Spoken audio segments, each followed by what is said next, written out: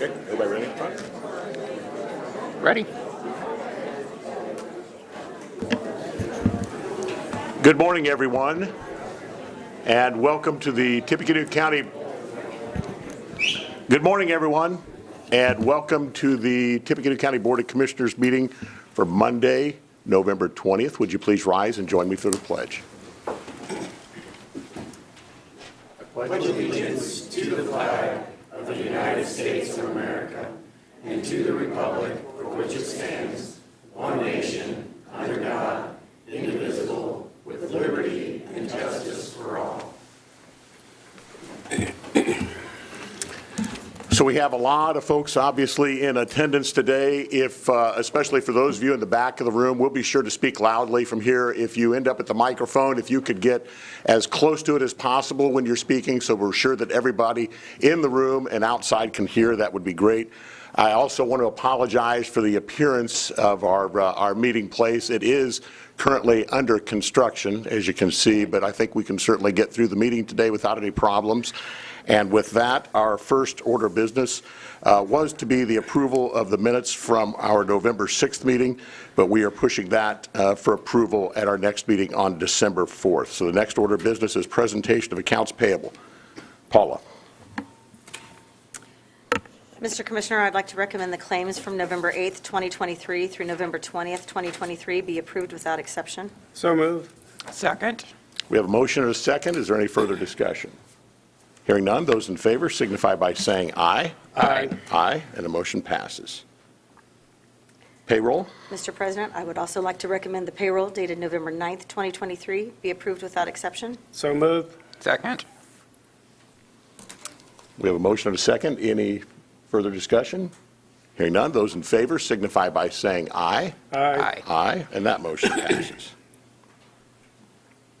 Mr. President, I move we hear ordinance number 2023-26-CM, high volume water export and radial collector well moratorium. Second. Mr. Masson? Yeah, so this ordinance does two things, basically. It prohibits for a period of 9 months the export of high volumes of water outside of Tippecanoe County and construction or operation of new high-capacity radial collector wells.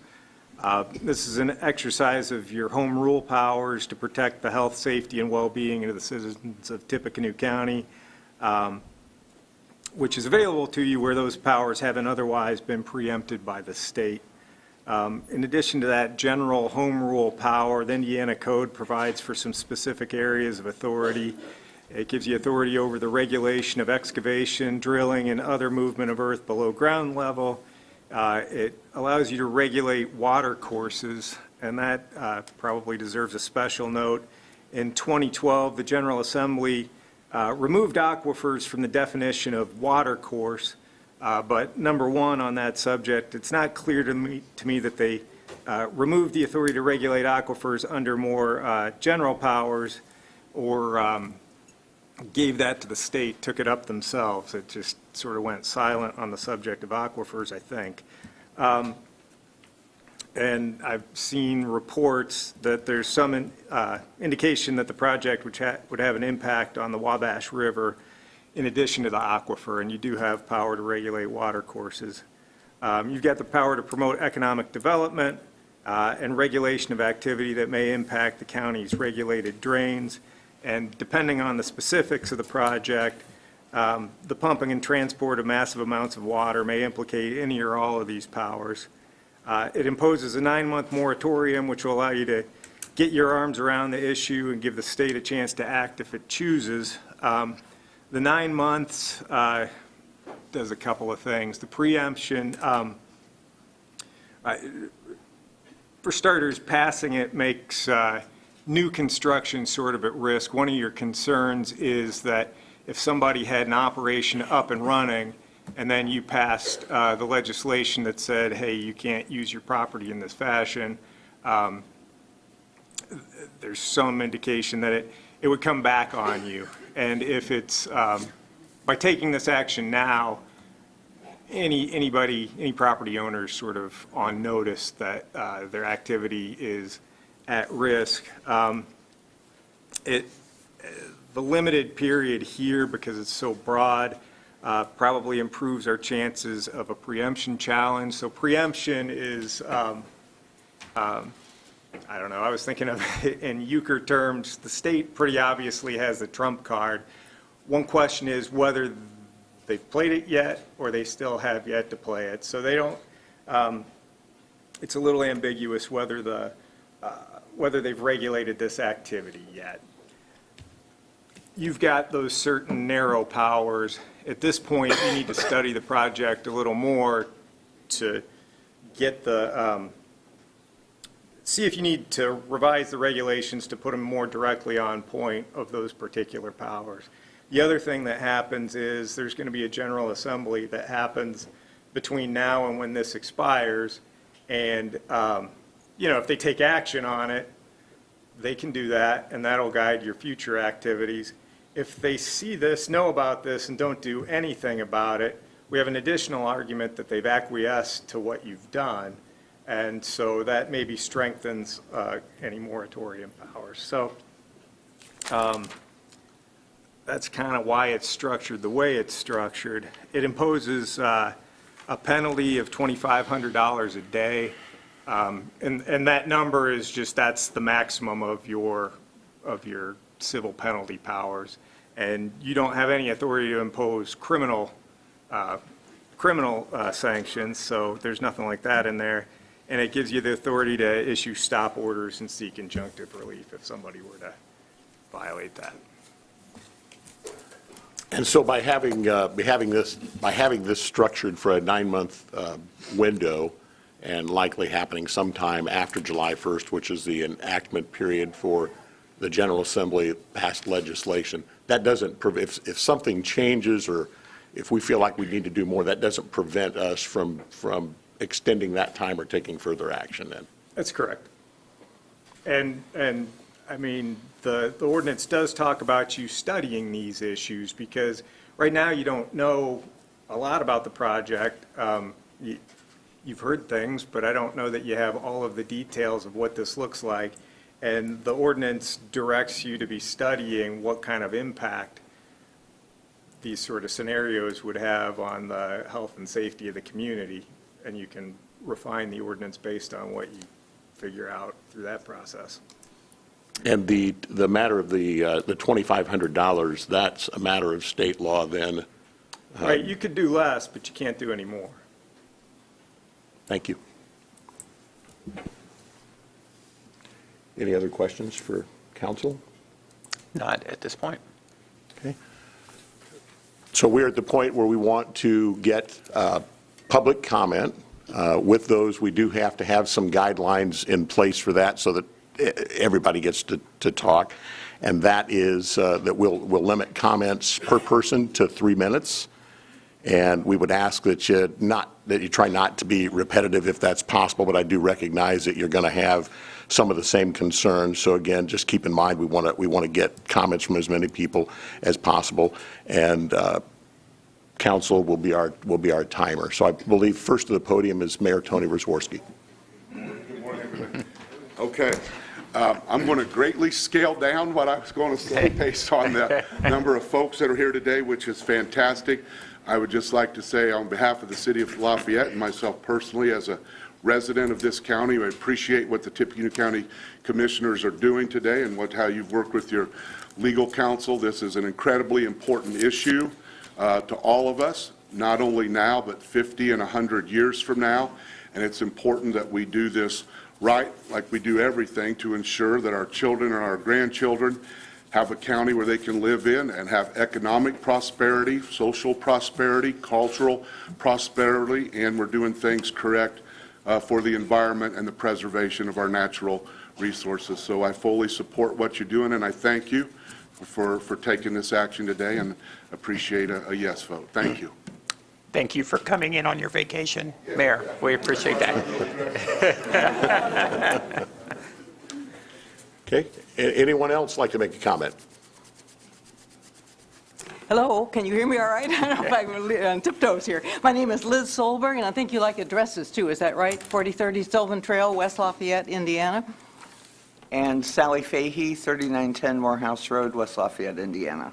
We are one of 3 co-chairs for the Environmental Sustainability Committee of the League of Women Voters of Greater Lafayette. But fellow co-chair Sally and I are speaking today here on behalf of our total organization. The League commends you for initiating this ordinance, which would pause the proposal to pipe large amounts of water from Tippecanoe County to the LEAP Innovation District, as we all know. Our community and our state are fortunate to have robust economic development underway.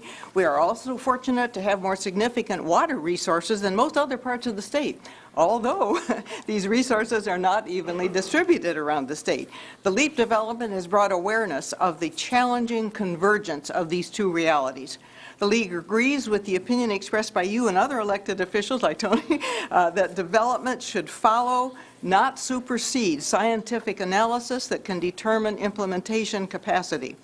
The League through the years has studied and reached policy positions on natural resources issues, and we are committed, and I will quote here, we are committed to water resource programs and policies that reflect the interrelationships of water quality, water quantity, groundwater, and surface water, and that address the potential depletion or pollution of water supplies.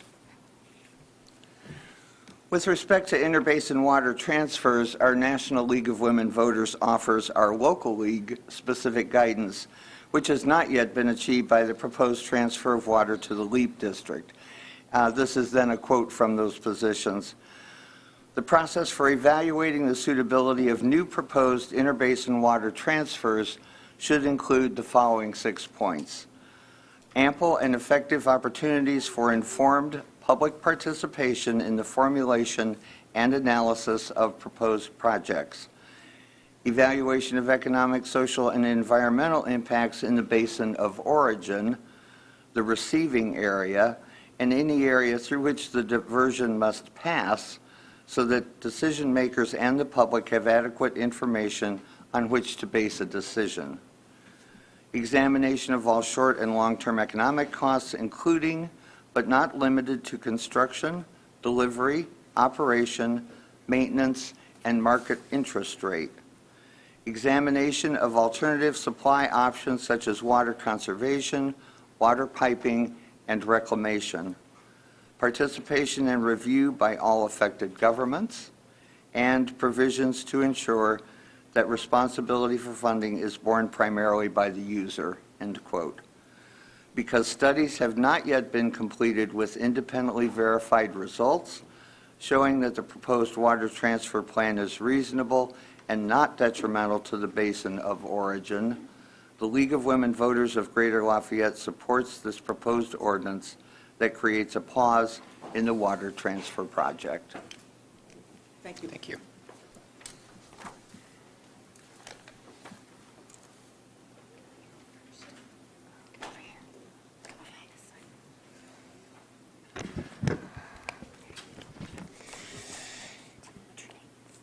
I'm James. Dear Commissioners, thank you. Thank you for your tireless efforts to protect our future and our country. Thank you for listening and caring. We appreciate your braveness to stop this project and save our water. Bless you, the Sheets family. Oh, thank you, James. Thank you. Commissioner Brown, Commissioner Murtaugh, Commissioner Byers, I'd like to say thank you for your tireless effort to protect our great country. Commissioner Brown has personally been to my home twice, and another meeting at our neighbors. Commissioner Murtaugh attended the same meeting. They have continued to show up and to the community meetings and to learn and listen. Thank you to both. Your efforts do not go unnoticed and are much appreciated by the Granville community and at large. The IEDC LEAP website states, 1, there will be no harm done to any Indiana region in order to solve Lebanon's water shortage. 2, they cannot pull any amount of water that would adversely impact those attached to the aquifer. 3, they are working to confirm that moving water from the aquifer will not negatively impact the Lafayette region or any other region in the state. This is false marketing. The IEDC and LEAP projects are lying regarding their water plans. The truth is, Lebanon has no water to sustain their park.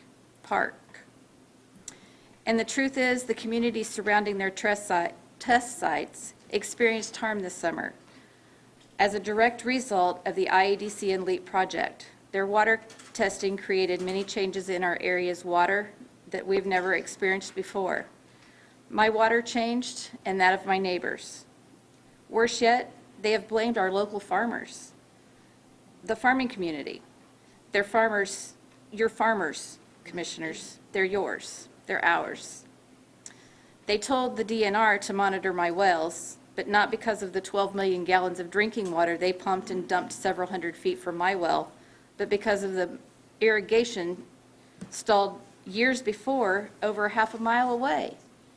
They have zero plans to accommodate the water needs to migrate the water needs at no cost to our farmers. Our dependent farmers need protection. The LEAP pipeline will harm our farmers. Lebanon has no water. They can't sustain their park. Tippecanoe County taxpayers are harmed. From just the 2 million being pumped for 6 consecutive days, we were harmed. Tippecanoe farmers responsibly saved and invested in irrigation, and they go under as a direct result of the LEAP pipeline. They're going to shut them off. I do not believe the lies of the IEDC. Do not believe the lies of anyone receiving money from this project or their sponsors. Lebanon does not have water to sustain their park unless directly harming Tippecanoe County's farmers and neighbors. Stop the pipeline. Thank you. Carla Coons.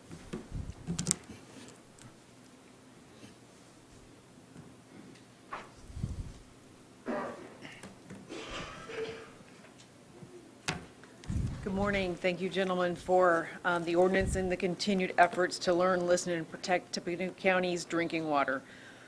On the 25th of June of this year, my husband and I were cycling across Granville Bridge. This is very personal to me, so I'm not nearly as objective as some of the other folks in terms of having data to present. But we saw a significant amount of water being discharged into the Wabash from the south bank east of 700 West.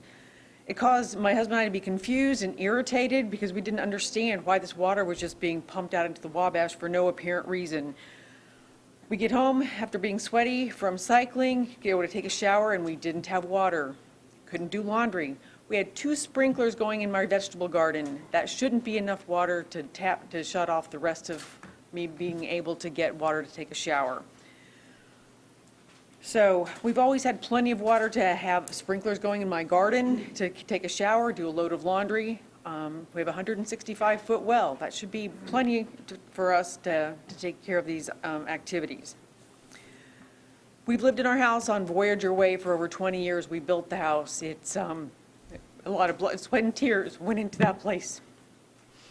Stopping this LEAP pipeline is paramount, not only for me, all of my Granville neighbors, and Tippecanoe County.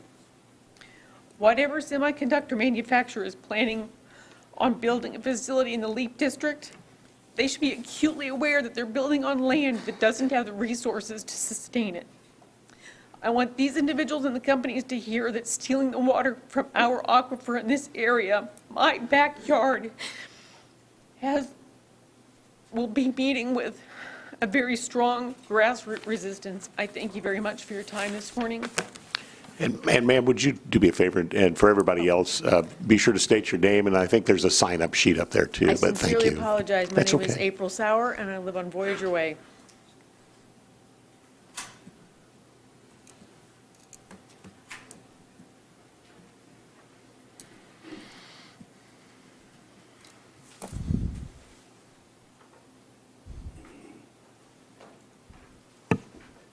Anyone else wish to comment?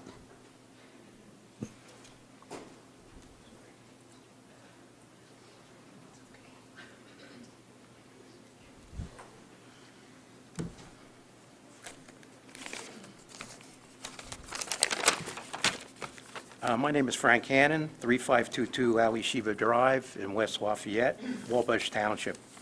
First of all, I want to thank you, the county commissioners, for the resolution and the first ever ordinance regarding the LEAP project. No one likes a lobbyist until you need one, and reports that the county has hired a lobbyist to look out for Tippecanoe County's residents regarding this project, as far as I'm concerned, is good news. This is the first skirmish in a long battle against this project. The second skirmish will occur in the Capitol during the next legislative session that begins in January.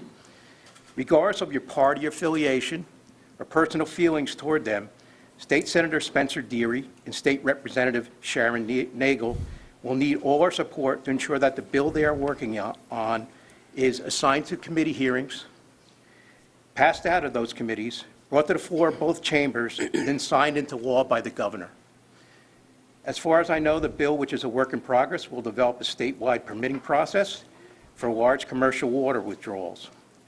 It is a baby step in developing a statewide legislative comprehensive water plan, a huge task that will take time and hopefully, at the minimum, result in an extended pause of this monster called LEAP. If a bill is not assigned to the proper committee or not voted out of the assigned committees, it may mean that we are in big trouble.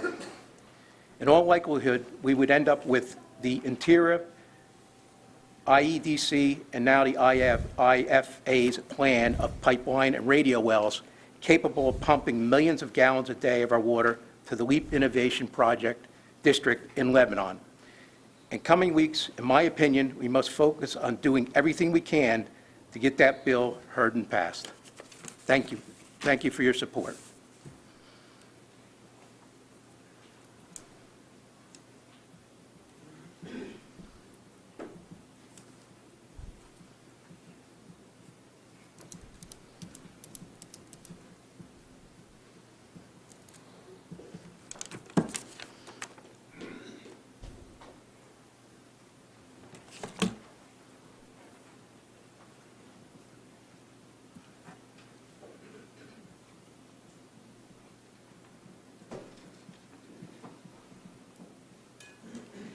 Good morning, Commissioners. Can you all hear me?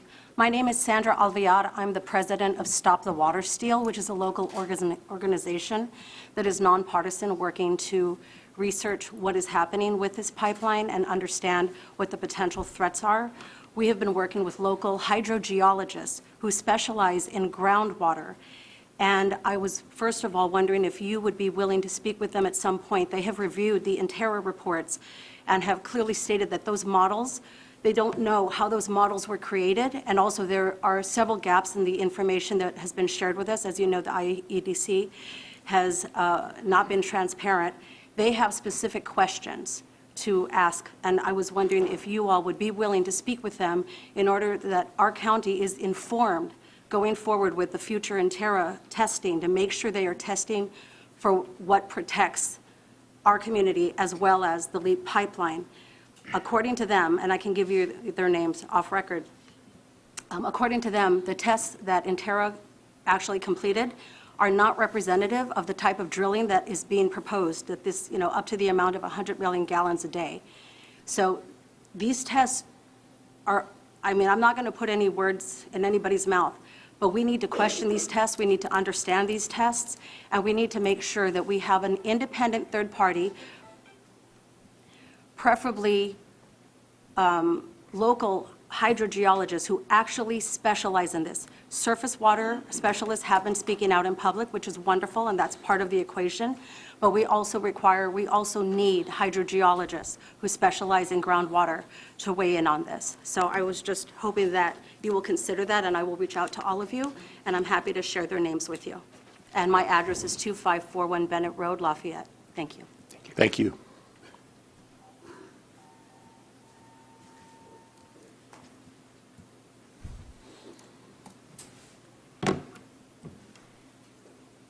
That won't work. Oh, well. Hello, my name is Tom Eisman, and I live at 761 North, 400 West, West Lafayette. I've been a citizen here for about 30, now closer to 50 years. I'd first like to thank the council for your work and appreciate those efforts. I assume most of the information that is available you've looked at. So to repeat some of those things, I don't think I should do. I do implore you to stop the water steal. I think that is a first and a very paramount thing you should do. But I'd like to read a few quotes that might help. Water is the driving force of all nature, Leonardo da Vinci. All the water that will ever be is right now, National Geographic. Plans to protect air, water, wilderness, and wildlife are in fact plans to protect man, Stuart Udall. We forget that the water cycle and the life cycle are one, Jacques Cousteau. A river is more than an amenity, it's a treasure, Justice Oliver Wendell Holmes. When the well is dry, we learn the worth of water, Benjamin Franklin. If we've learned any lesson during the past few decades, perhaps the most important is that preservation of our environment is not a partisan challenge. It is common sense. Our physical health, our social happiness, our economic well-being will be sustained only by all of us working in partnership as thoughtful, effective stewards of natural resources, Ronald Reagan. Access to safe, drinkable water is a basic and universal human right, Pope Francis. The proposed resolution that's on the council right now is just the beginning. You must do all you can to stop the water steal. What does the pipeline mean for Tippecanoe County? Simple. We pay the price, they get the water. A 9-month moratorium is a good start. You must push harder. Don't give in to special interests. Protect the people of Tippecanoe County as you are elected to do. Thank you very much. Thank you.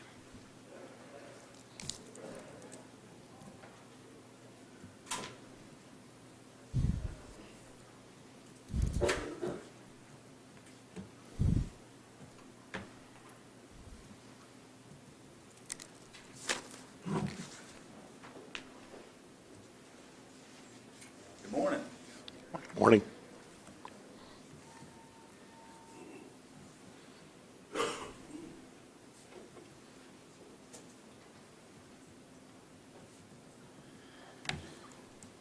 I would like to thank you guys for starting an ordinance. However, I'd like to remind you that 8 communities have voted to oppose the pipeline. This is a start, but woefully inadequate at this point. This is kind of like Joe Biden saying the border's closed, wink, wink, okay? I read it, it almost sounds like it was written for the IEDC or by the IEDC. So we would like to, Tracy, you asked me for some input the other day. I've got a marked up copy. I've also got another one if anybody wants to take pictures of it, and I'm going to give that to you. But I've got a question. Who wants the pipeline? Say yes. Anybody not want the pipeline? Say no. No. The people have spoken. Please pay attention. Please do your job. We need to stop the pipeline. Thank you. Thank you. Thank you.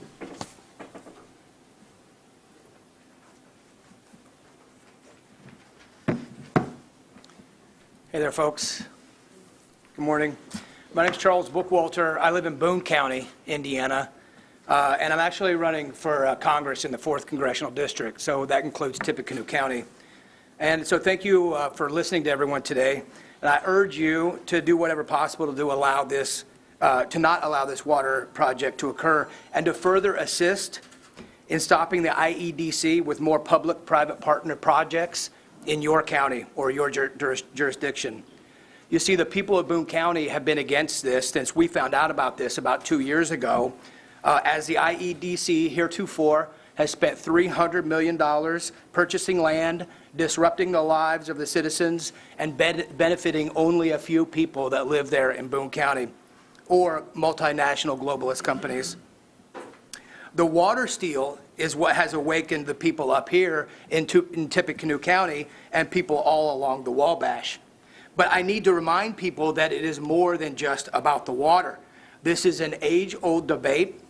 about how a free people will govern themselves, and having public-private partnerships with economic development corporation goes against centuries of conservative public policy philosophy, and it's a shame that it's happening here in a Republican state and in a Republican district and in a Republican county. Using taxpayer money to control who, what, how, and when specific companies come to our communities is unconstitutional and diametrically opposed to Indiana rural conservative values. It also runs contrary to the Republican platform of limited government, which is its first platform, transparency, and adherence to the 10th Amendment. So I want to remind all here that this policy of public-private partnerships, which is a World Economic Forum adage, or state economic development, should be fought against and not supported, even if it promises development in Lafayette or Warren County or Boone County or anywhere else on the Wabash. And the representatives can write whatever bill they want, like was just alluded to, but they're the ones that are responsible for making the IEDC a legal entity, and they're responsible for funding the IEDC year after year after year with hundreds of millions of dollars, including last spring to the tune of an additional $350 billion to their budget. Moreover, you can look online right now that there are offices across the world that are funded by the IEDC. That is our taxpayer dollars, and that is what the bigger issue is here, and I hope that everyone sees this as more of an issue than just water. This is about the IEDC and economic development. Thank you very much.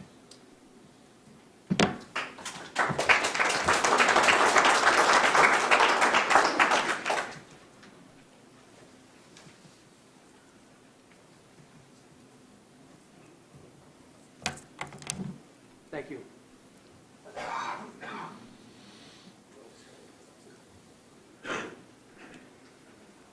Good morning. My name's Charlie Vaughn. I've been around a long time. Very long time. 94 years to be exact.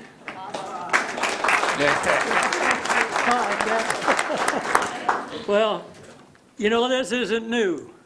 History, if you live as long as I have, you remember things. And I'm not the lawyer I was, so I quit. But in 1988, Roquette Ferrers was a company from Italy, and they wanted to put in a water, they went just like Eli Lilly, but they wanted to do it here, right at the edge of the Ninth Street Bridge. They bought, that's the land they looked at, was agreed price, and they were going to put up, they were similar to Eli Lilly, only bigger.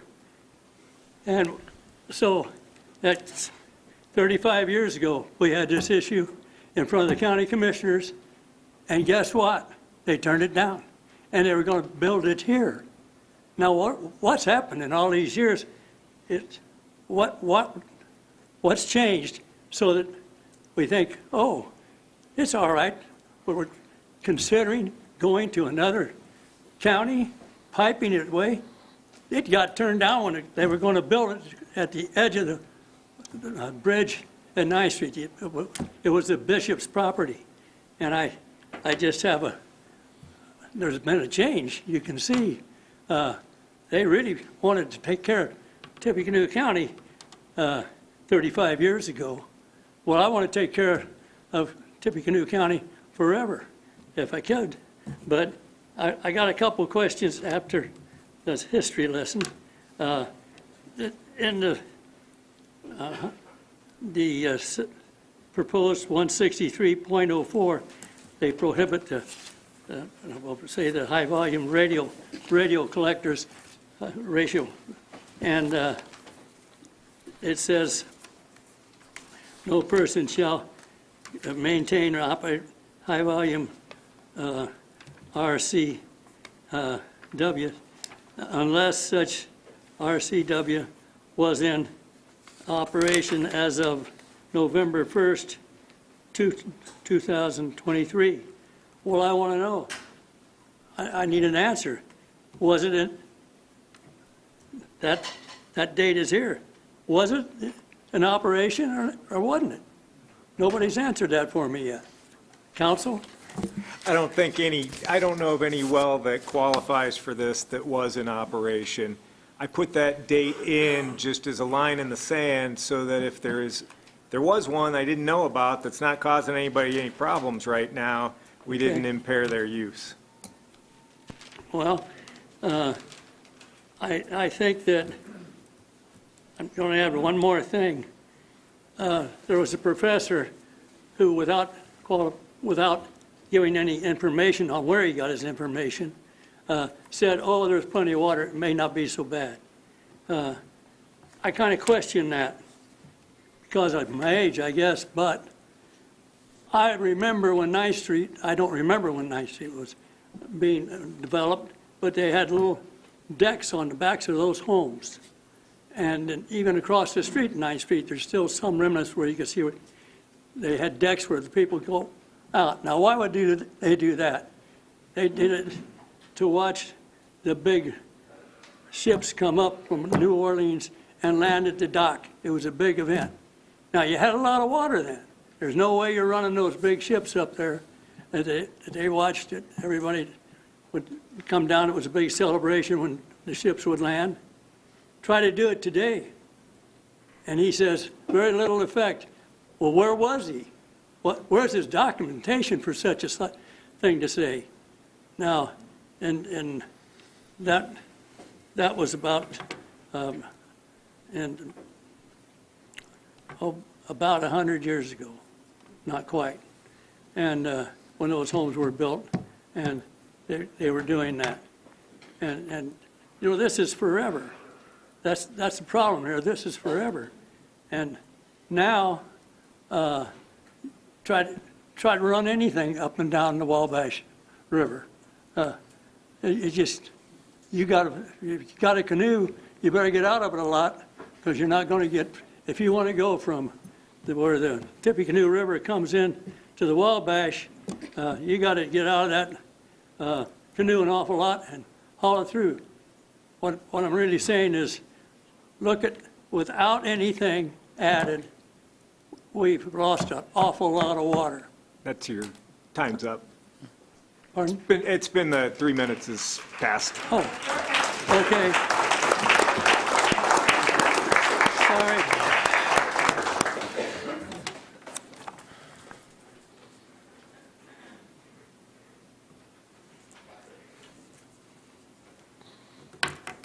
All right. Thank you very much. Thank you, Mr. Vaughn.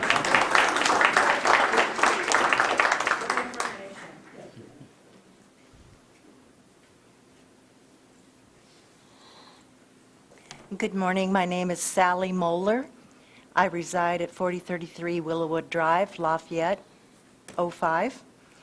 I'm here in support of the ordinance that the county commissioners have put together. I fear it won't be enough. I want to provide some additional information. I know I've shared some with Commissioner Brown.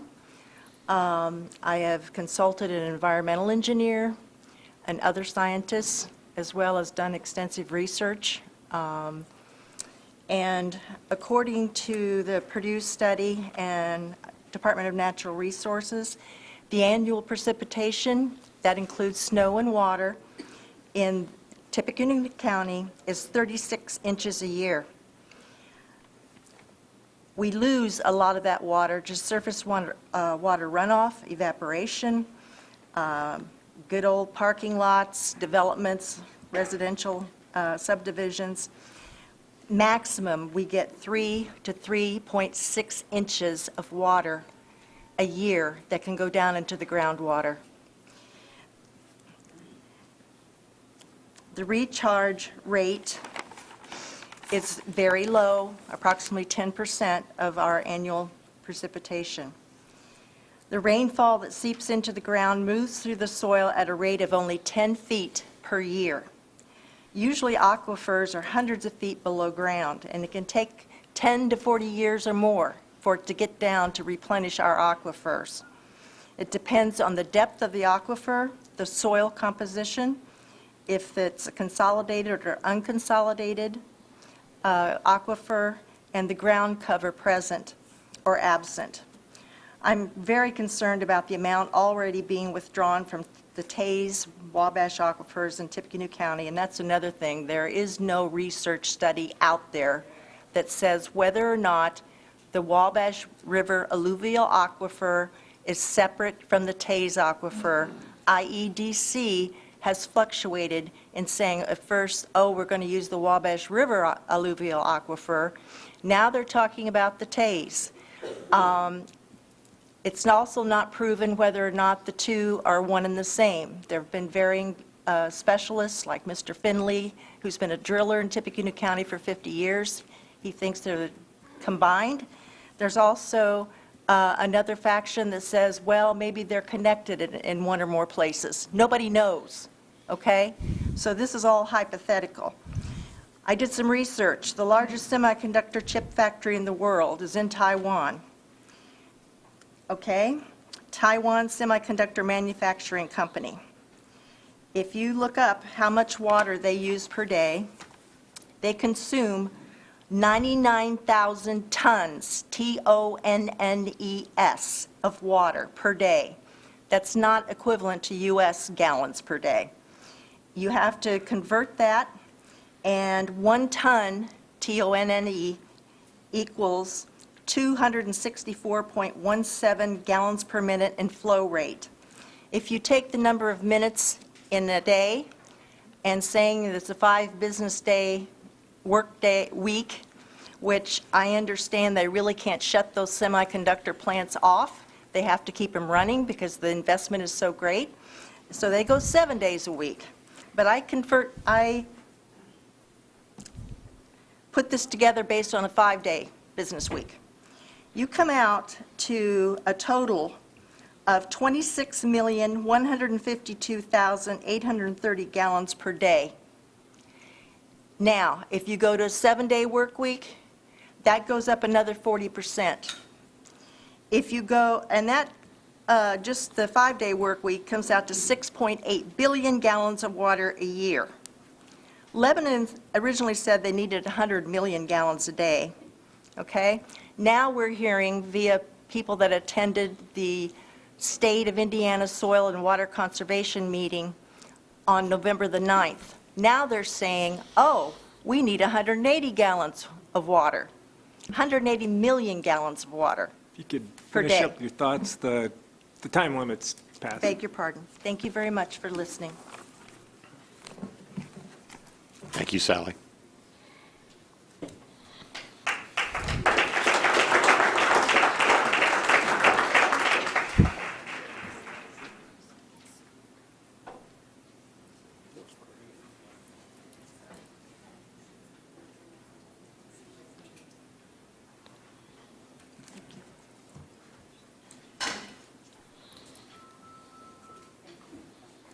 Good morning. My name is Jeff Finley. I live at 2103 South, 550 West, and I promise not to cause an insurrection. The whole basic problem with this, it's a fundamental shift in property ownership. Everything under your property, according to Indiana law, belongs to you, including the resources, the water. Now, if they're allowed to move even 1 gallon of water down a pipeline to Lebanon, that proves the government has control of your water. Would I be allowed if I had some rich billionaire friends to go down there, buy property, build a pipeline, and sell it to Indianapolis and Lebanon? No, you would stop me somehow, some way, and so would the state. So the state has determined they want to take ownership of your water. And somehow we have to get that stopped. I believe this is a good first start, but we got to get way tougher. We've got to totally prohibit, be it through well permitting, significant water user. Somehow we have to stop any water going there, or we've all lost. Everybody in the state of Indiana. And the Indiana law is clear. It does belong to you, the property owner. So and I poked more holes in that aquifer than anyone around here. I guarantee you. That is one aquifer down there. It may be various alluvial layers, but it's the Taze aquifer. And that is almost sand and gravel from the top all the way to the bedrock, and the sand and gravel saturated with water. That is what we call the Taze River aquifer, nothing else. And they are not sucking it out of the Wabash. But those property owners, you start pumping 100 million gallons a day, miles and miles around there, you're stealing their water out from underneath their property.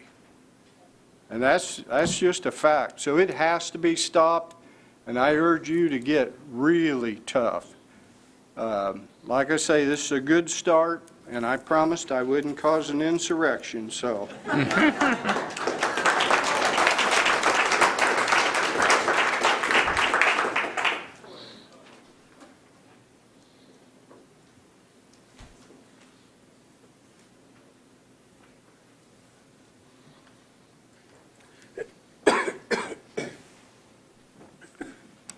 Thank you for hearing me out. Thank you.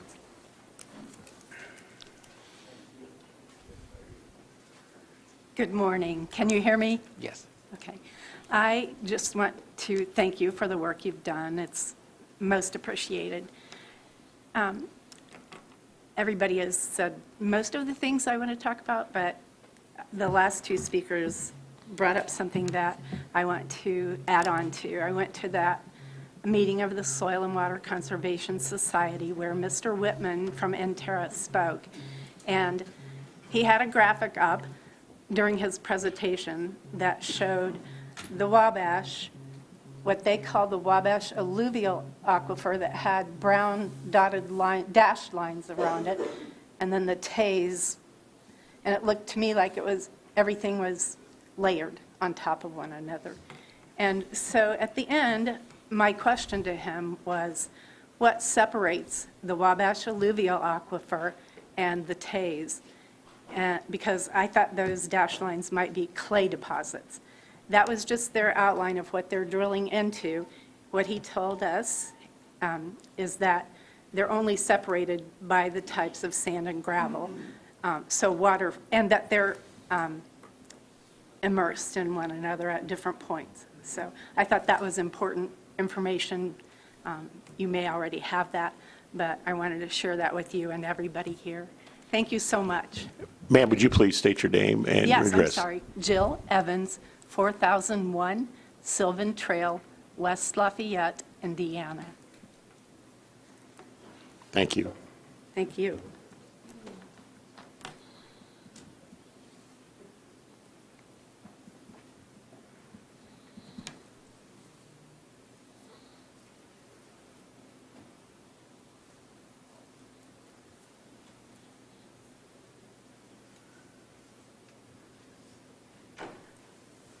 Morning. Tom Anzac. I'm at 6523 West, 300 South, within about 2.5 miles from this proposed well. I want to thank you guys for everything you've done. I've noticed a lot of you guys out at night talking with us, working with us, and I really appreciate it. I think everybody from Tippecanoe does really help what you're doing. I support what you're putting out for today. It sounds like a good start. It really does. 25 years ago, I decided to move out of the city of Lafayette and decided to buy some property out there. First thing my banker told me, do you have a well yet? Wouldn't even talk to me about pre-qualifying for construction loan or anything. His first question, do you have a well? I know some problems in West Point. I want to make sure, because without a well, without water, you're farm ground. You're nothing. You're worthless in terms of the property. If this project goes off and there's any possibility that it's going to do exactly what his concern was at the beginning of that, we're all going to have problems. And I think the one thing that's kind of slipped away from everybody, if we're wrong, a handful of major corporations don't get to move to the middle of Indiana. And that's kind of tragic because I really am for economic development. I've been working at Indiana economic development for 30-some years. That's how I support my family. I build the roads we drive on. I build the buildings that they're going to be living in. And ultimately, if they put this pipeline in, I'm probably going to build the pipeline. I'm probably going to sit right down equipment and build it. I'm sorry, I'm a cheap whore, okay? They're going to pay me, I'm going to do it. But my fear is if they're wrong, we're not going to be here anymore. We're not going to have water. We're not going to have that well to build the house. We're not going to have the water to support what we've done here in Tippecanoe County. So if you look at it from that standpoint, if I'm wrong, I'll apologize to 12 corporations. I'll stand up and say, hey, I didn't get to build your pipeline. I'm sorry. I was wrong. So were all the people that were concerned in this room with me behind me. But if they're wrong, what are they going to do? Go bankrupt? Empty promises to the county? We've all seen it. We've given people tax benefits to come to this area. They've not produced, and they leave. And we're caught holding the bag. I don't want to hold the bag. About 4 Christmases ago, my sister gave me a book for Christmas, and I kind of read it and laughed at the time. The name of that book was Before You Leap. It's written by Kermit the Frog. Now, you guys may think I'm funny about this, but that's one intelligent individual. I've sat down and read that book a couple times in the last couple months, and I'm going to have a long presentation that I'm going to give to you guys probably Wednesday or so, right before Thanksgiving. I'm going to videotape it and send it to you. A couple more things that I don't have 3 minutes to talk about today. Kind of disappointed on that area. But anyways, in that book, that frog says some really intelligent things about planning before you do things, talking about your life. If you're down on life, how to get going. I really wish somebody at IEDC would have read that book. I really would wish that we could find 10 copies and mail it to them. I like the book. It's a good book. Hopefully you all get a chance to go and look at Kermit the Frog, Before You Leap. With that said, the scariest thing that I found out about this is a development called IEDC that we all put together to help us gain something. They've done really good things even in our own community. My time? I'm sorry. Well, thank you guys for listening. Hopefully we get done with this today.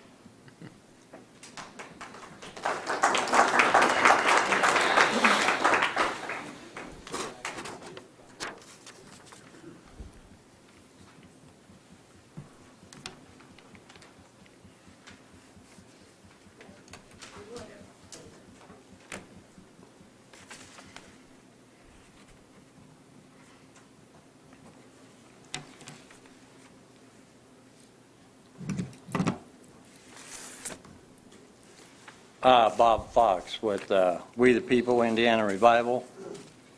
I'm old also, but I'm not as old as Charlie Bond. Charlie will remember some of this, and some of you guys will also.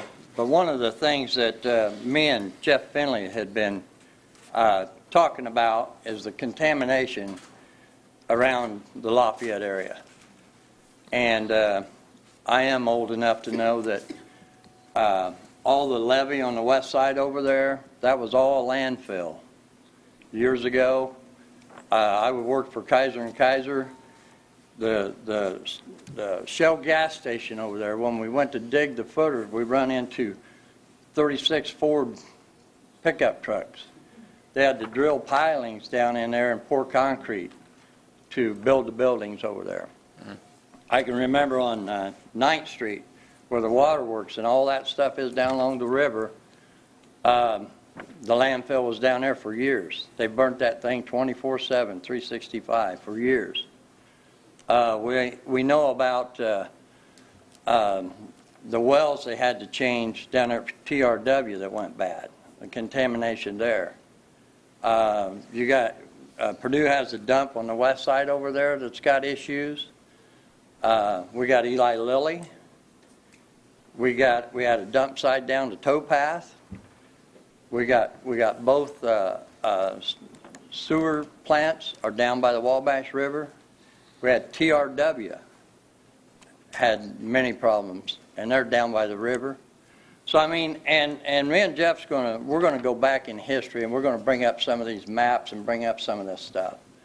And so the biggest thing, you know, let alone the volume of water, and it's just crazy to think that they just think they can just come in here and take that kind of volume of water and then actually create a company and then sell it and just take it from us. And like Jeff said, the water is supposed to be yours underneath your property. But the biggest thing, I think, and it's going to be the stumbling block for our town and our county, West Lafayette, is, and me and Jeff talked in depth about this, about when you start drawing that much water and you start moving that aquifer around there and whatever. And Eli Lilly, over the years, it's had some major, major issues. Down there in the Death Valley area where those people had to be bought out and moved, and some of them got sick, some of them passed away.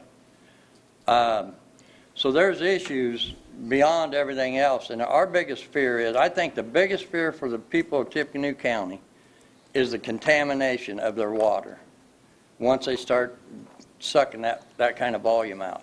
I think it's twofold.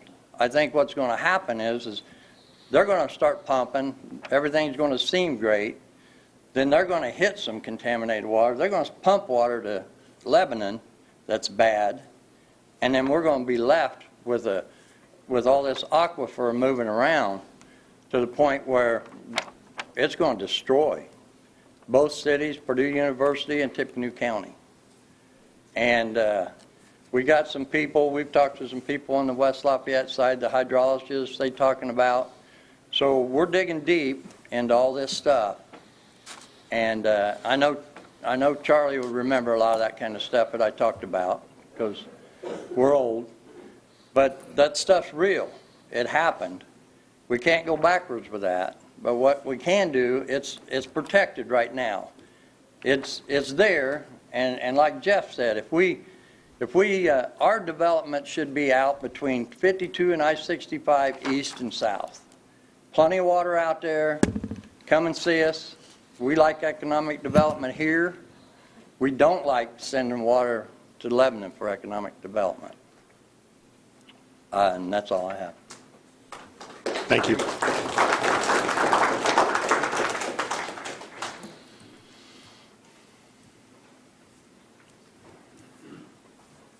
My name is Hank Granberry, 7115 Turner Road, West Point. I'm not a lawyer. I'm not a politician, water specialist, I'm none of that, but I have eyes. And when I drive over the river, I can see that it's lower. I can see the banks, and I couldn't before. So if my well runs dry, I'd like to know who's going to pay for that, for a new well or a deeper well or whatever. But I'm not even sure I'm addressing the right people, but whoever's responsible, if I lose my water, I and most of the people in this room are going to make sure that whoever's responsible loses their jobs. So don't let that happen.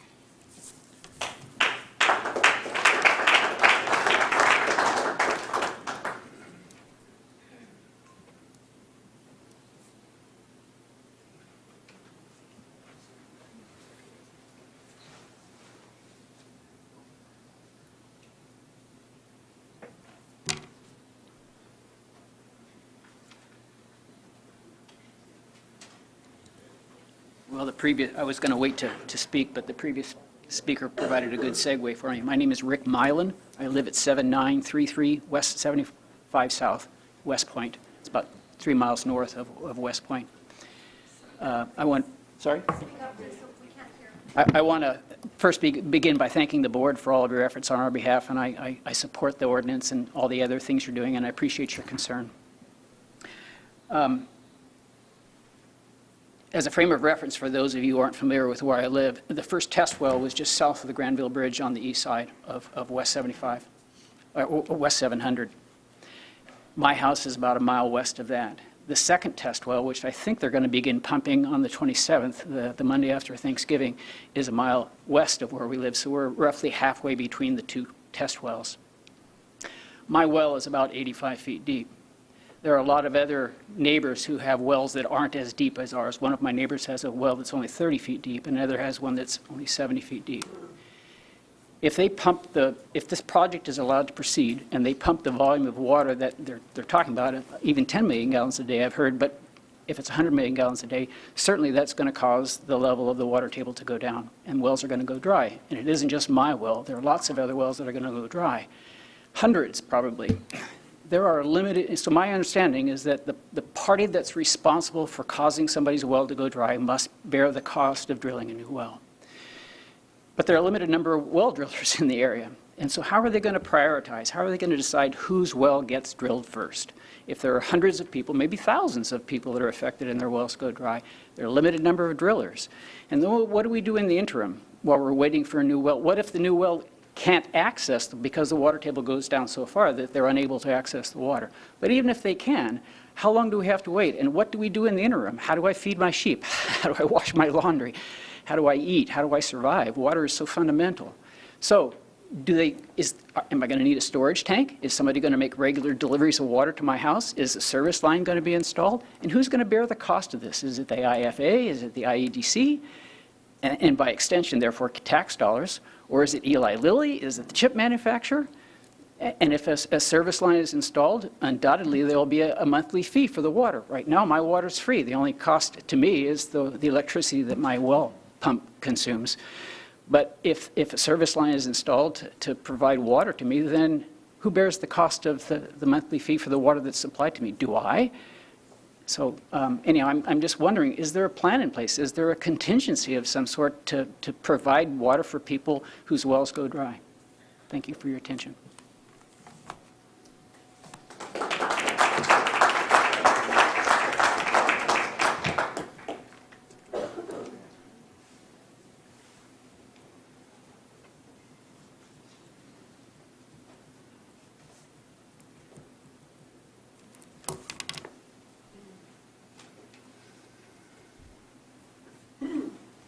Good morning. My name is Matt Kell.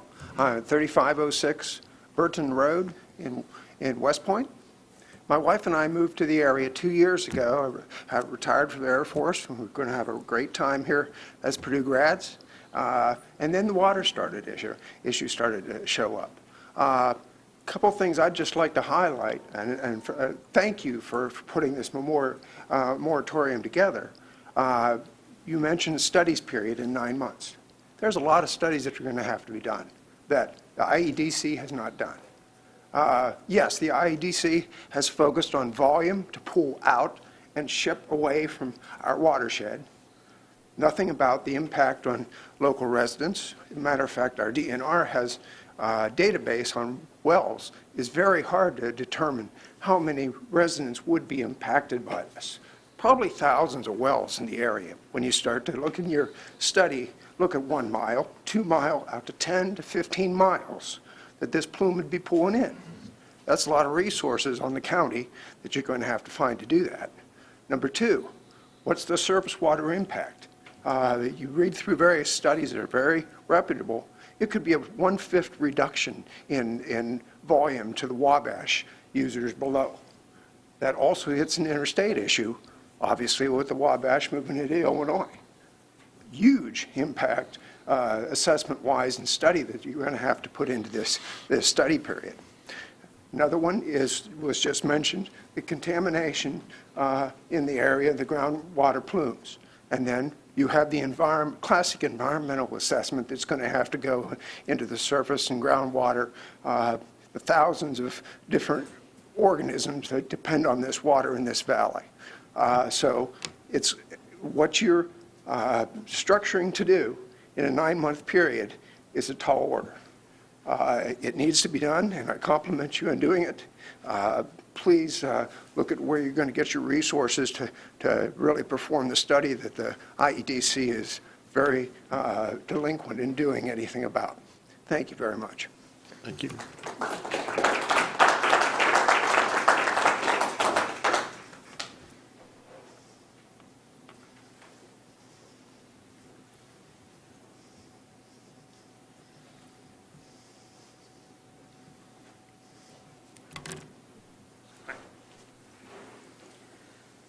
Good afternoon. My name is Mike Springer. I am a resident of the county. I live out by McCutcheon High School. I just wanted to point out a few observations that I have made this morning. First of all, I just wanted to say, not to take anything away from the residents behind me that have individual wells, but I draw from the city municipal supply, and at some point, the amount of withdrawal that is being proposed is going to impact the city's supply as well. So that is going to have a profound impact on the economic position of our city, West Lafayette, Purdue University, on top of the rest of the county and the individuals seated behind me. Additionally, please take this with a grain of salt. There's not a lot of folks that I would say are young behind me, and so I feel like some of the organizations that are represented here maybe need to be reaching out to some of the younger generation. I feel like that is a demographic that is missing in this conversation. I have 3 young children, and I would love for them to continue to live here after they get to a point of being on their own, and live within the county and not have to worry about water security and resource security on top of everything else that we as citizens have to live and fear about. And so I think that is a grave consideration that must be accounted for as well.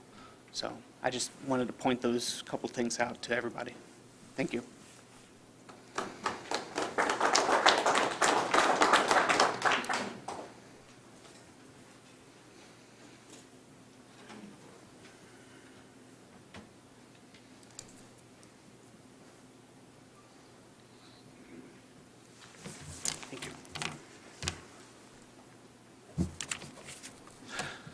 My name is Jim Shank. I live at 2300 Robin Hood Lane in West Lafayette. As a long-time advocate of government of the people by the most local body of government possible, thank you for taking up this battle on behalf of our ability to continue to have a quality of life where we've planted ourselves. Thank you for the 9-month moratorium that I assume you're going to pass. I would encourage you to look for the opportunity and mechanism to extend that even longer. Also, it occurred to me that this is putting a moratorium on building certain types of wells. Is there the possibility that the county could pursue a moratorium on construction of certain types of water pipelines? Because if you can't get it out, they can't take it. There seems to be, and I may have misread this, a loophole for local municipalities to circumvent the moratorium. I may have completely read that wrong, but that could be a possible concern that the forces that want our water could get access to it through a very specific municipality or some form of government smaller than the county. Also, is there ways in the future, if we're only fighting a rearguard action, is there any possibility that at the point that we know we could be losing this water, is there any mechanisms by which we could make that water, the wastewater at LEAP, be treated and returned to our watershed? I looked into LEAP. They're advertising themselves as America's newest sustainable community, but they're also advertising themselves as being their proximity to Purdue University and the research park. Well, it seems like they need our brain power and they need our water. The only thing that Boone County and LEAP seems to be offering is land, and we have plenty of that as well that's situated for high-tech businesses. There seems to be an opportunity to possibly attract businesses that are already interested in LEAP or those that might yet be interested in LEAP. And I think I heard you say that you already have or will be hiring a lobbyist to represent us down at the state level. It occurs to me that there's a man that could or should be working on our behalf. It's actually Mitch Daniels, recent president of Purdue University. He's got his name on the business school. He's going to have his name on a main street. He's credited with making sure that the world knows that Purdue and West Lafayette and Tippecanoe County are open for business. He gets large credit for US 231 corridor having actually been constructed. And he created the IEDC, so he obviously has some sway there. So that's just a thought that besides our long-term state leaders, like Senator Altinger or Sheila Clinker, who I hope end up being on board and taking the battle down to the State House, just occurs to me that perhaps the most powerful man in Indiana could also be persuaded to be on our side. Thank you for the efforts you're making on our behalf, and please continue to do so. Thank you. Thank you.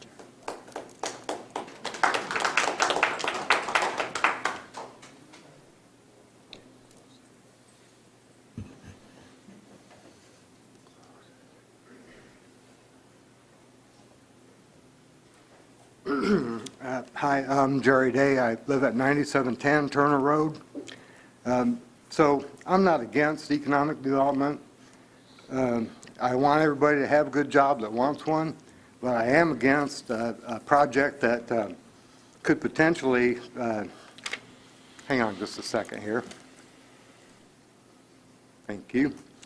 I am against a project that has the potential to cause irreversible harm to the water source we all rely on every day. We're on wells out there. If something goes wrong, that can be a big problem.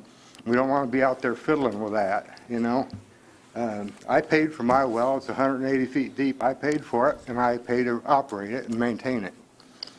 As some of the people most at risk, I felt like we should have been some of the people that were in on this to begin with. Instead, we were and are still kept in the dark as much as possible, and the LEAP representatives are evasive, and to say the least, and sometimes just downright aggressive. First it was 10 million gallons a day, then we're hearing 100 million gallons a day, and then we're hearing, oh, by the way, Indianapolis, they're going to need some water too, you know. It's not limitless. No matter what they're saying in their acronym, it's not limitless. And the advanced pace just looks to me like they're bypassing all of the safeguards and precautions, jumping in without really knowing what's going to happen, and saying, oh, you know, don't worry about it, we'll take care of it later. I don't buy that. Because of these reasons and other questions that have come up about the project, who's benefiting, and where all that's going to go, I'd like to see this project stop here in Tippecanoe County. I don't think it'll be good for us here. And if they want to move forward with their program, they should find a way to do that that doesn't jeopardize an irreplaceable environmental resource here, along with thousands of people's homes and farms. Thank you.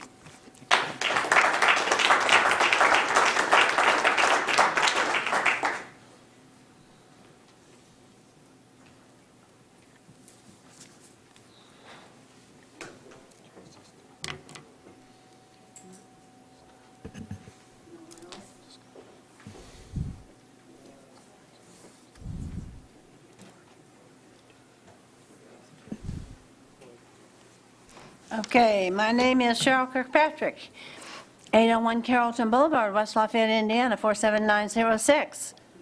I like the word he said, stop. So this is the perfect time for me to talk.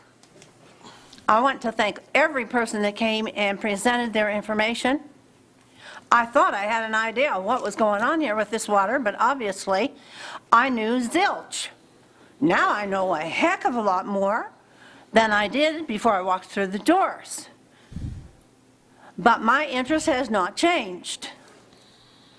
My opinion is, and with all of these people, you might pass this ordinance to put a pause or to stop it for a while.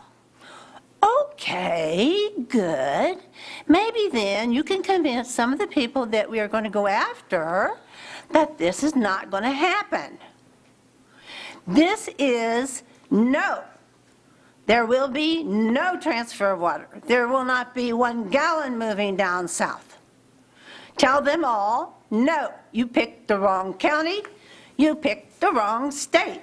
Go someplace else. We don't want you. Now, the question is, how are you going to stop this? Well, I'll tell you how. Don't we have an election in November in 24? So Scott Deary and this other woman are going to try to do something to slow it down. No, we don't want to slow it down, people. We want to stop it.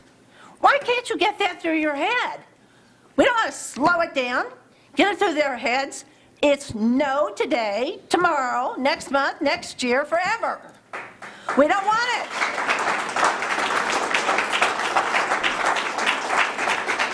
it. Leap. Take your project and go somewhere else. We don't know who you are. You aren't Hoosiers. You aren't from Indiana. You're only big money. That's all you care about. You don't care whether we have water to drink or not. We don't like you. You don't even let us know who you are. I mean, amazing, isn't it? You'd think we live in a communist country the way we've been treated. So what are you going to do?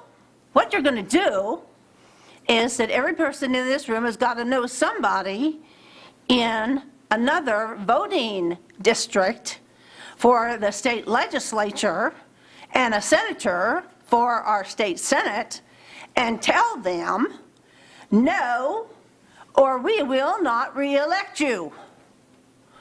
Because you're the ones that can stop this. They're the ones that can stop it. So far, I haven't heard anybody else can stop it. But obviously, they're not stopping it. Why? Well, they must be in on the money too. So get a hold of them. Tell them you don't want it. Tell them why. And tell them we would love to beat you and put somebody else in to do a better job than you've been doing for this state for so many years.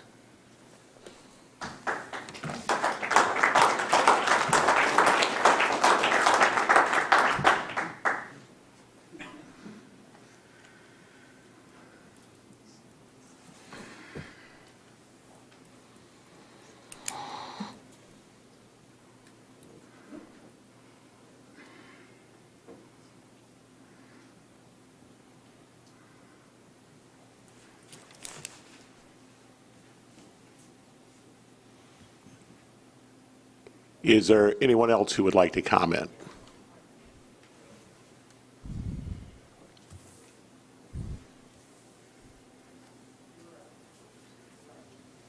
Seeing that we have no additional public comment. Board? Well, I guess I'll kind of go first or whatever. And Cheryl, I kind of agree with you on our 5 legislators know this. It's the other 145 that need to be hearing from us, honestly. And the other thing is, we heard the other day that this district in Leap, or down Lebanon, might be the first of 5 districts they're looking throughout the whole state. So that means you really do need to be contacting your other people, your other legislators and such. I just got in, how many of you are Farm Bureau members? Very many of you Farm Bureau members? Okay, small few. They have just picked up the water issue, and it's part of their legislative agenda this year coming down at Indianapolis. So it's not hidden, is what it is. You know, one thing that kind of scares me, for over 200 years, we've had range wars out west over water. And it's sad that the IEDC decided to bring it to Indiana. So I will be voting yes. Thank you, Commissioner Byers, and I want to say thank you first and foremost for everybody who took time out of their day to come and comment. But also, you know, as we all can attest, I mean, there's not been an issue that in the 15 years that I've served that's been more volatile. Obviously, folks who never speak out are speaking out, and I certainly do appreciate that. You know, it is, it's both sides of the aisle, it's common. I mean, everybody is very, very, very concerned, and that concern is warranted.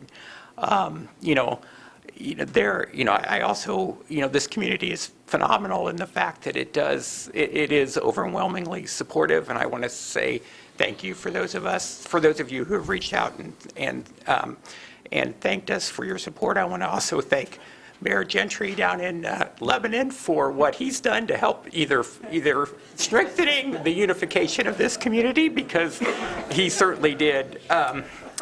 But I think that the gentleman that spoke early, who talked about that we need to support our legislators, that is certainly very true. This is going to be a hot button issue when the session opens in January.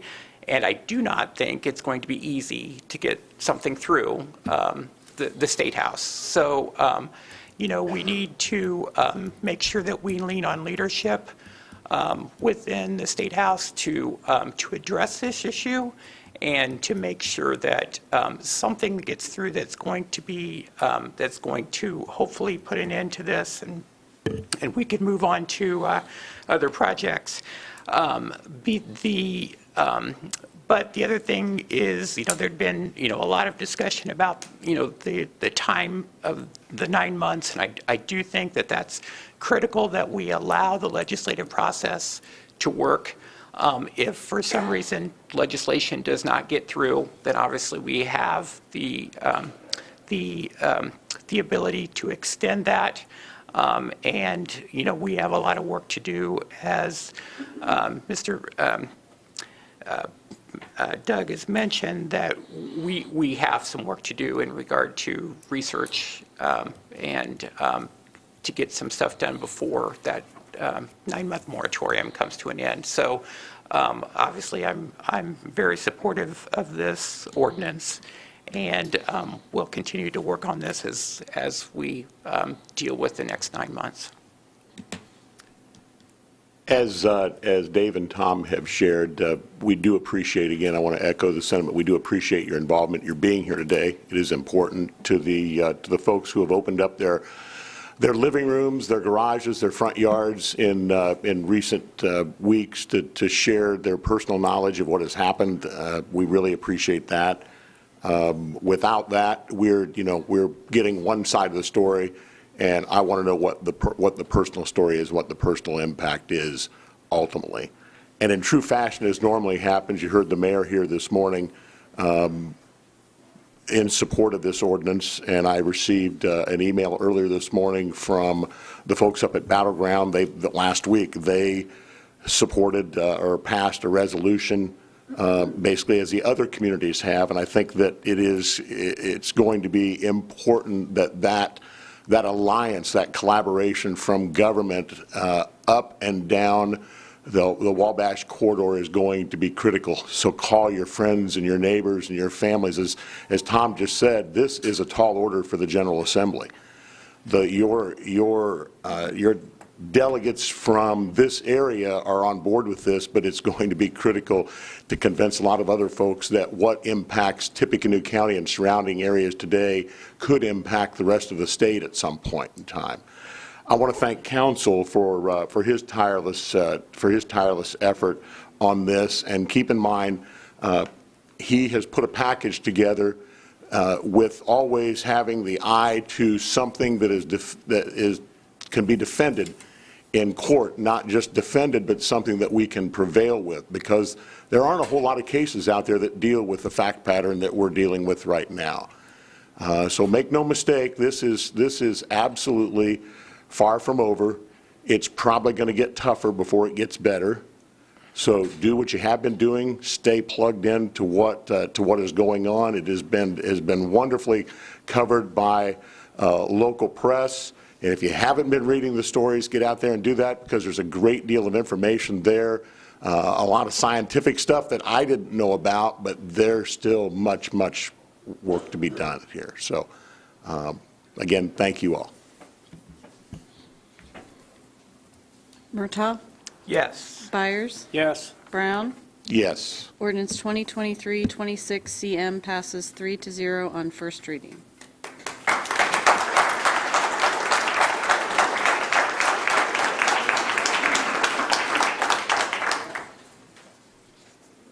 Getting back.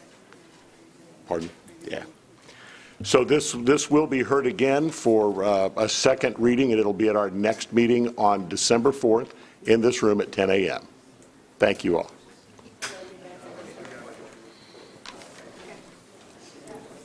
second for anybody to leave.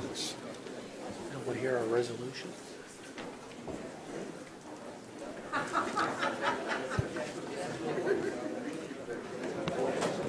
We want to go ahead and move forward with the resolution. Okay. You want to talk about the resolution, or you want to wait? I think it's better. Unless you want to make an announcement that they need to.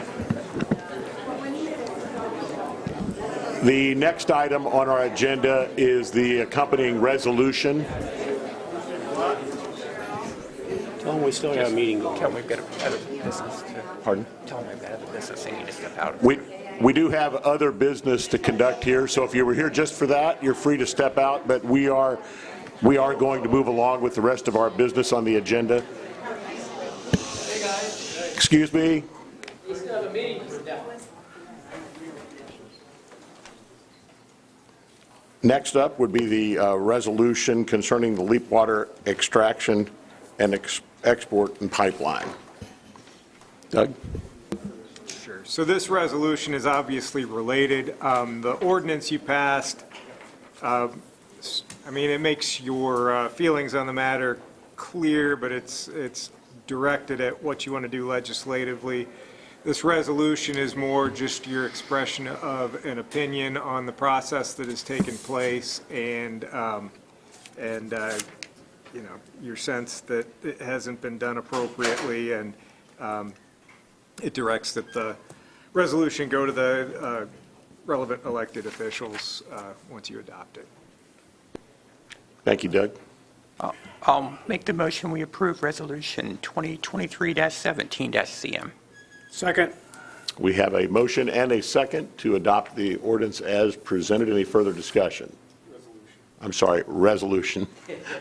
We'll have another ordinance shortly, but any further discussion? Hearing none, those in favor signify by saying aye. Aye. Aye. Opposed, same sign, and the motion passes. Mr. President, I move we hear ordinance number 2023-22-CM, county commercial dog cat sale for a second reading. Second. Doug? Getting a lot of airtime today. So this is the second reading of the retail sale of dog and cat prohibition. Nothing's changed since the first meeting, but hopefully sort of quickly. The purpose is to prohibit pet stores from selling cats and dogs. The substance, once again, is found at Section B of the ordinance, which says that a pet store shall not sell, deliver, offer for sale, etc., cats or dogs. However, nothing in the section prohibits pet stores from collaborating with animal care facilities or animal rescue organizations to offer space for such entities to showcase adoptable dogs and cats. And Section A defines some of the terms. The whereas paragraphs at the beginning lay out some of the policy reasons behind the ordinance, but do not themselves have the force of law. Pet store is defined as a retail establishment where animals are offered for sale to the general public. And the definition specifies that animal care facilities, or animal shelter facilities, or animal rescue organizations aren't considered pet stores. In other words, it doesn't apply to animal rescue organizations, which was a concern in one of the initial drafts. Animal rescue organization is a 501c3 not-for-profit whose mission is, in whole or part, rescue and placement of animals in permanent homes. And so that's the crash course in what this ordinance does. Any questions for Doug? Would anyone from the public like to comment on this ordinance? Yes, ma'am. Are we going with for first? You mean for it? Yep, I'm against. that's Okay. fine. All right. Cheryl Kirkpatrick, 801 Carrollton Boulevard, West Lafayette, Indiana. I just recently ended up getting my 9th Schnauzer from Pet Love Project, which is a nonprofit organization down in, Zionsville, who takes care of animals that have medical problems, and they go and get these puppies and take them away from the person who is running whatever they're running, and takes them away permanently and does not pay for them. And they give them medicine, and they make them all well before they will allow the public to come and purchase them. So I was notified by my vet about this and got interested because they had a number of miniature schnauzers, and as I said, Spunky is my 9th one. So anyway, I got in there and I have Spunky. Now, I look at him every day and say, I have no idea who your mother was or your father, because you don't have anything going for you that would be for a miniature schnauzer. Your tail's too long, your body's too long, your legs aren't long enough, you're supposed to be a perfect square, you're supposed to have 2 coats, you don't even have one. Your hair is supposed to be straight and coarse.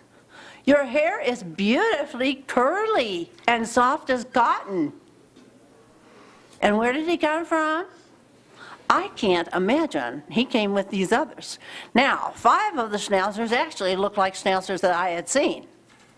There were Cavalier King Charles Spaniels there that were beautiful. There were miniature Australian Shepherds. They're beautiful. There was the most gorgeous Bernese Mountain Dog. I wanted to bring that one home. And what I'm trying to tell you is they all had a respiratory infection, every single one of them, because they were all in the same place.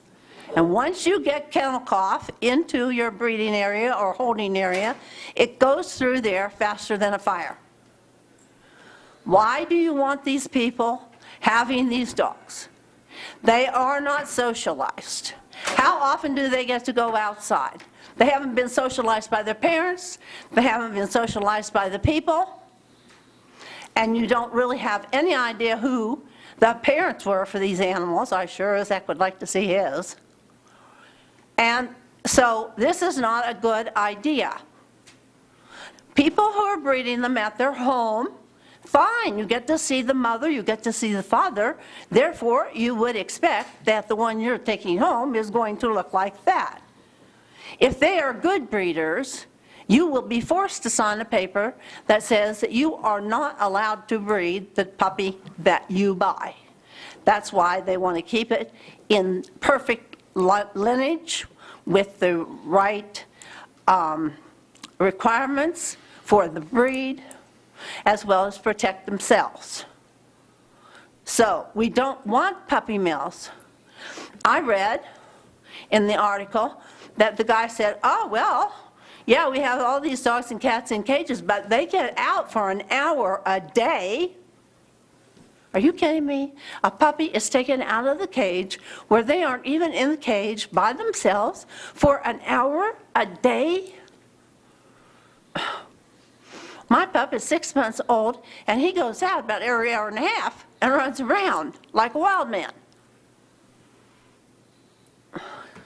And people, their hearts are just pulled, the heartstrings are pulled when they go buy these animals in the pet store. Of course they want to buy them. They don't know a damn thing about them, but they'll go ahead and buy them. And then what? They don't have the money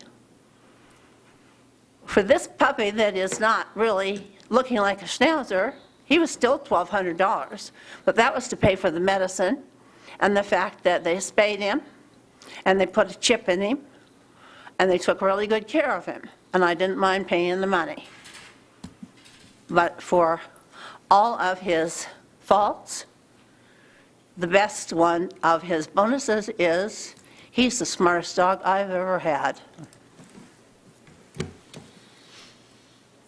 Thank you. Anyone else?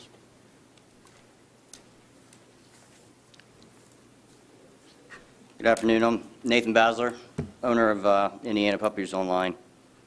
After listening to all the concerns about LEAP, I do believe government, should step in and do something because obviously it's affecting their water. I also believe there's other businesses in the county that need shut down. ones that kills babies and ones that degrade women. What I don't think is that it's the government's right to decide who sells dogs and who doesn't. This isn't communist China. This is America. Essentially, if you pass this, you're saying that the rescues can sell puppies, but I can't. You can't say that 100% certainty that they're not getting puppies from breeders because they're not regulated. You can assume all you want, but without oversight and regulation, there's no way to know for sure. If they bring a bill to shut down dairy farms, would you even listen to it? You'd probably think it's crazy because you guys know a lot about dairy farms.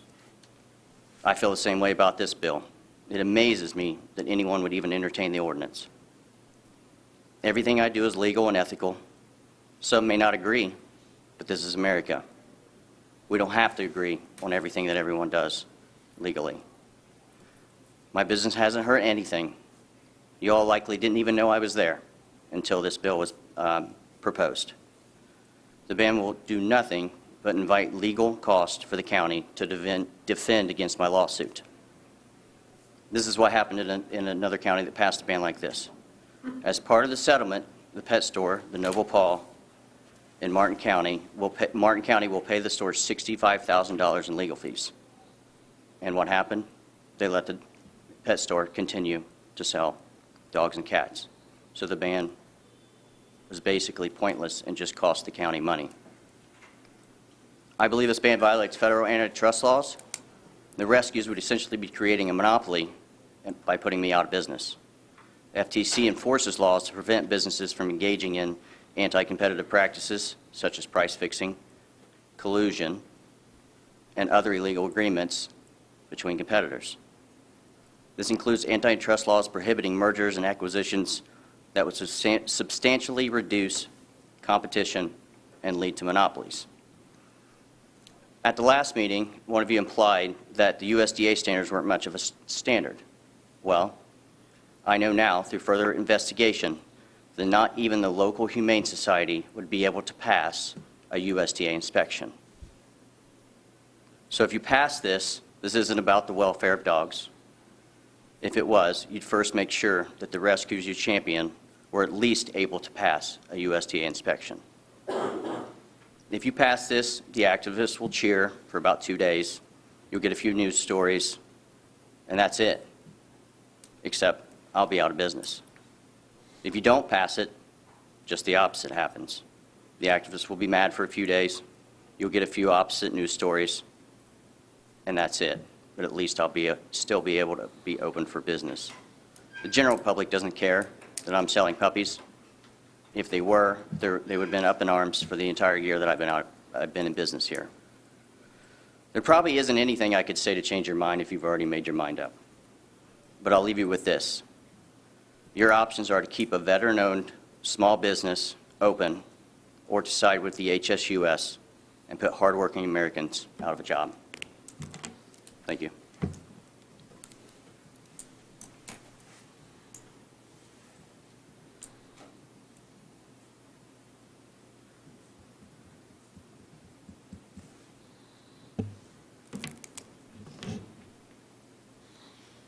Any additional public comment?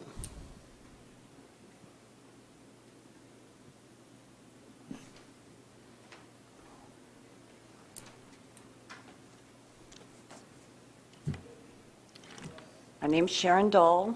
I live in West Lafayette, and thank you for letting me speak in support of this ordinance. And this ordinance will allow the general public to visit local breeders and observe the conditions in which the animals are raised and housed prior to purchase. Most retail puppy stores won't allow purchasers into the back rooms where the puppies are housed. But 2 of our commissioners did gain access and were concerned about the conditions of the puppies within the store at West Point. The Indiana Puppies Online recently had over 70 puppies, most of which were in small crates, many with 2 and 3 puppies per crate. Mr. Basler has made multiple threats to sue the county if this ordinance is passed, that this is about consumer choice. If that's his argument, then consumers should also be aware of the Baslers' history doing business as breeders and brokers. The Baslers have been breeding and brokering puppies since 2004. This is no small family retail store. They've sold and shipped thousands of puppies. They own stores in multiple states, including Ohio, Georgia, Florida, Indiana, and formerly in Maryland. Baslers business reviews of little puppies online listed complaint after complaint of selling sick animals. In 2016, a USDA inspection cited little puppies online in Ohio with a direct NCI, the most serious kind of violation issued by the USDA, finding most puppy enclosures were overcrowded and some puppies packed in a cage, as well as multiple sick puppies.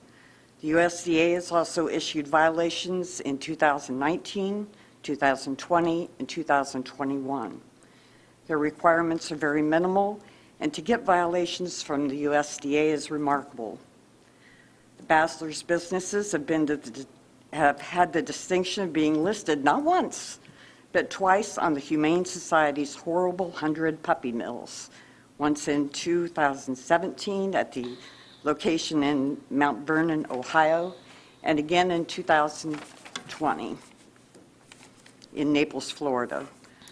The Florida location was noted for the significant number of dead puppies due to parvovirus, parasites, hypoglycemia, and respiratory infections. In 2022, the state of Maryland fined the Baslers $250,000, reduced to $75,000 if paid within 30 days, for their Maryland online puppies location. The Maryland Attorney General's office issued a cease and desist order and banned them from selling dogs in the state. Part of the settlement agreement required them to refund payments made by customers who purchased dogs with certain conditions or pay for treatment of those dogs. Lessons learned: if you want to purchase from an animal from a retail pet store, do your research. One additional comment regarding retail pet stores and the owner of Indiana Puppies Online. Mr. Basler and the other store chains have gone out of their way to blame the Humane Society for the United States for all the backlash retail pet stores are receiving. It's all on them. Mr. Basler claimed we were playing into the hands of the HSUS. Let me be perfectly clear. I know of no local, state, or national animal organization, including the HSUS, ASPCA, Animal Legal Defense Fund, Best Friends, Pet Friendly Services of Indiana, any shelters or rescues, or any reputable breeders who would ever support the retail sale of animals. We need to protect the consumers and those little puppies. Thank you very much. And Sharon, how many, you had shared, I think, in your comments at the first reading about how many entities had passed bans on retail sales? Well, there have been 450 within the nation.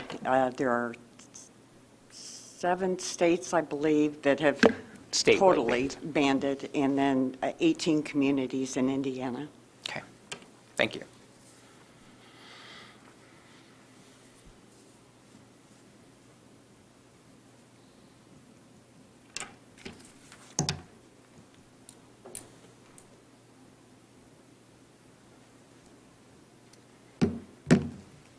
My name is Sarah Basler.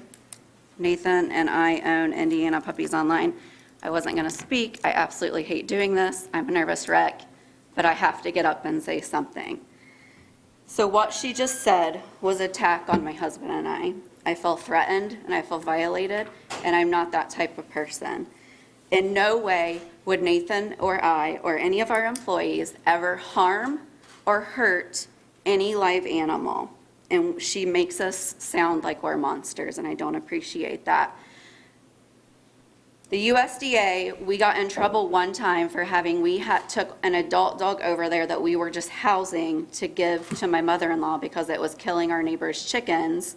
It literally was a ½ an inch too large for the kennel. It was there for one day. USDA ended up randomly showing up, and they gave us a violation for that. I mean, unfortunately, I think if you guys had dogs in your house and USDA came in and you had it in a kennel, if that kennel wasn't the appropriate size, you would get a violation for that. The dog was not living in that long term. The dog was in there short term. USDA doesn't care. The Maryland issue was Maryland, the state of Maryland banned puppy cells. We stopped. We got fined.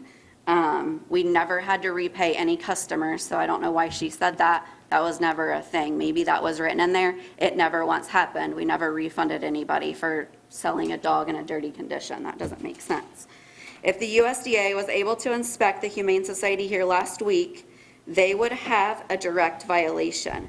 We have video proof of those issues that we saw at your local Humane Society last week. The Humane Society put our Florida store on the horrible 100 list, and our Florida location has never once had a violation, never once been written up. We did a lot of research after they put our Florida store on the list. The Collier County commissioners also were in your same position. They didn't go with the Humane Society because of all the crud that we found on the Humane Society in that area and how corrupt that entity can be. The only way we would have been able to be in business so long is because we're doing right and the customers like what we're doing. If we were actually the horrible monsters that they're trying to point us out to be, I'm pretty sure we would no longer be in this business. The customers would have shut us down, which is what should happen if we're not doing things correctly. It should be the customer's position to do that. I don't think it should be government, unfortunately. Thank you. Thank you. Anyone else? Any additional public comment? Any questions or comments from the board? I just wanted to mention, just in light of the nature of this public comment, the public can speak the way it wants to, and those were relevant comments, but your action shouldn't be focused either for or against based on one business. This is a ordinance of general application, so I just wanted to sort of get on the record to say that, you shouldn't be focused for or against one business, even though I understand why the public comment focused on that. Thank you. Jennifer? Byers? Yes. Brown? Yes. Murtaugh? Yes. Ordinance 2023-22 CM passes on second and final reading 3-0.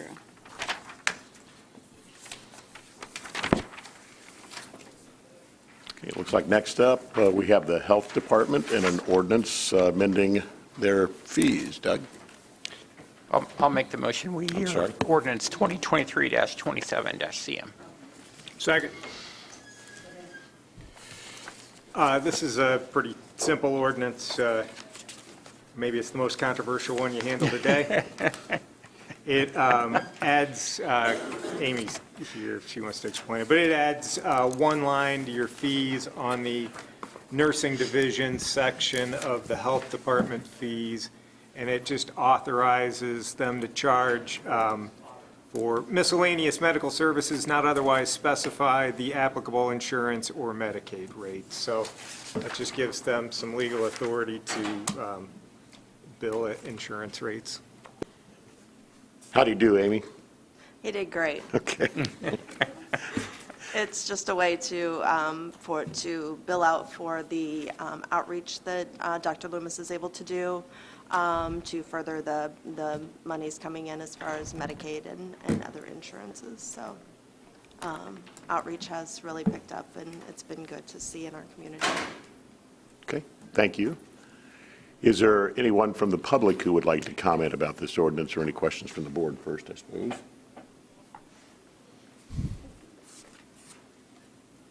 Okay.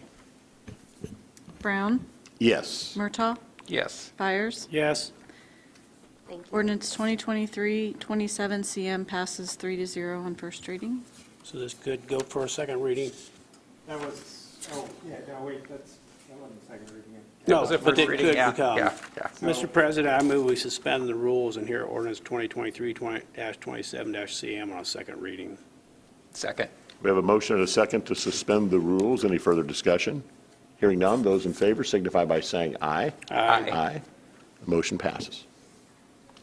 You want to do it? I'll make the motion. We approve ordinance number 2023-27-CM on second reading. Second. Okay. Murtaugh, Yes. Byers, Yes. Brown. Yes. Ordinance 2023-27 passes 3-0 on second and final reading. You're up, Stu. Where you been, Stu?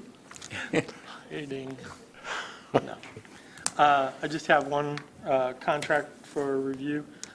This is supplement number 3 with USI Consultants for bridges 64 and 65. It is a result of moving the letting date for the project out to July 2027 in order to obtain more favorable federal funding. The contract adds $155,000, $75 to the 2 bridges for a total design contract of $502,915. Mr. President, I'll make a motion. We approve the supplemental agreement with USI Consultants for Bridge 64 and 65. Second. You have a motion and a second. Any further discussion? Hearing none, those in favor signify by saying aye. Aye. Aye. Opposed, same sign. Motion passes. Thank you. Thank you, Stu.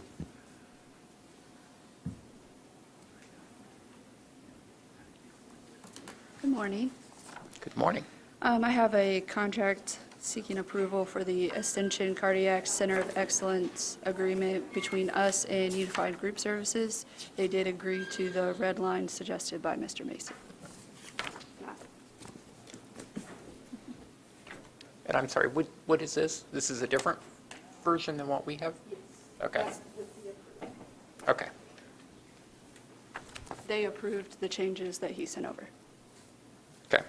So this will work a lot like the Hendricks County plan for Correct. orthopedics, so it will sit outside of our insurance plan. So employees that have any cardiac care can go to Ascension Cardiac Care and have no out-of-pocket. And in addition, there's a stipend that pays them for travel expenses and that type of thing.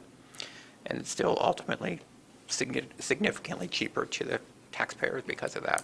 So yes, I'll make the motion. We approve the Ascension Cardiac Employer Agreement with Unified Group Services.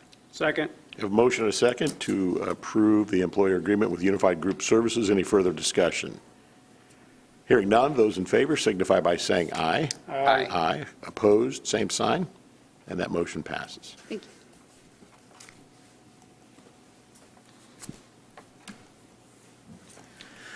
Mr. President, this is a contract agreement with Tecton, service agreement for the Tippecanoe County Sheriff's. It's for a new roof over the jail. Looks like their contracting price is $84,611 for basically $1 million roof. So saying that, I move that we approve this agreement with Tecton. I'll second that. We have a motion and a second to approve the Tecton agreement as outlined. Any further discussion? Hearing none, those in favor signify by saying aye. Aye. Aye. Opposed, same sign. And the motion passes. Do we have any unfinished or new business to be brought before the board? The only thing I'd like to say, and I know Jason Huber was in the room earlier, but just want to wish Jason the best as he, Wednesday is his last day with us after nearly 28 years of service to Tippecanoe County. So just want to say thank you and best of luck in your future endeavors. Okay. We have reports on file from accounts payable, mail and duplicating, the Tippecanoe County Public Library, the Treasurer's Office. Those can be viewed in our office immediately following this meeting. And we will wrap things up with public comment. Does anyone have anything they want to comment on? Or repeat Seeing none. from earlier in the meeting. Move to adjourn. We are adjourned. What did you say? Or repeat.